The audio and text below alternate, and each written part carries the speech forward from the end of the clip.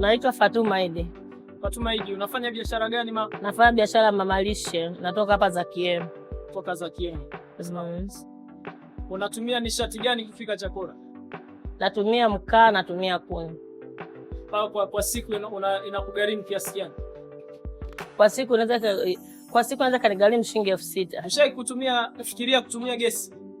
Hapana, bado sijawahi kufikiria kutumia gesi. Ushawahi kusikia matumizi ya gesi kifikie? Ndio, nishawahi kusikia. Kwa nini hujawahi kufikiria kutumia gesi? Sijajua mkakati wake unaendaje. Singine inaweza kuwa ina bei kubwa au ina gharama kubwa. Sijajua mlongo wake jinsi unavyoenda. Lakini nikijua mlongo wake jinsi unavyoenda, itanishawishi nitumie gesi. Sasa serikali ya Jamhuri ya Muungano ya awamu ya 6 chini ya Rais Samia Suluhu Hassan imekuja na kampeni ya nishati safi ya kupikia. Unaizungumziaje?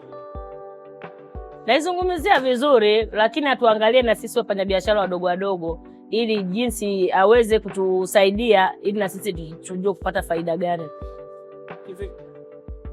Anaweza kuturahisishia tutumie gesi wafanyabiashara. Maana kuna biashara tofauti. Kuna wengine wana biashara kubwa, wengine biashara ndogo. Kama sisi hapa ni biashara zetu ndogo. Umenielewa? Na mamalisho wadogo yani. Kwa hiyo na yeye ataangalia wasisi wa mamalisho wadogo ili wasaidie watoke kwenye adha ya kuni na kwenye adha ya mkaa ili waingie kwenye gesi ili awafanyie shingapi ili na yeye wapate shingapi. Majina naitwa Masawa, ni mfanyabiashara wa Mbagala Zakiem, nauza chakula kama chips.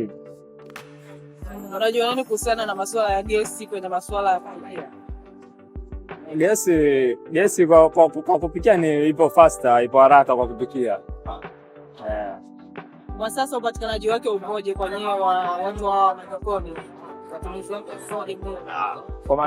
Kwa upatikanaji wake upo, lakini nategemea na kampuni. Lakini kuna kampuni zingine zipo faster kwa upatikanaji wake.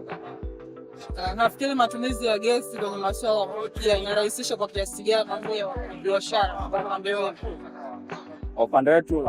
Kwa sisi wafanya biashara inaharakisha, sababu mteja akija anapata huduma kwa haraka kupitia matumizi ya gesi.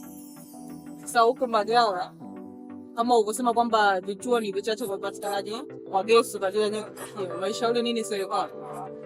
Ningependa kushauri waongeze huduma ziwe nyingi, tupate kwa haraka zaidi. Endapo huduma hizo zikisambazwa, wao kama biashara utaachana matumizi ya makaa utamia kwa gesi? Tunaachana nayo, maana gesi kwa masuala ya kupika gesi inachelewesha. Gesi inawaisha, lakini mkaa unachelewesha.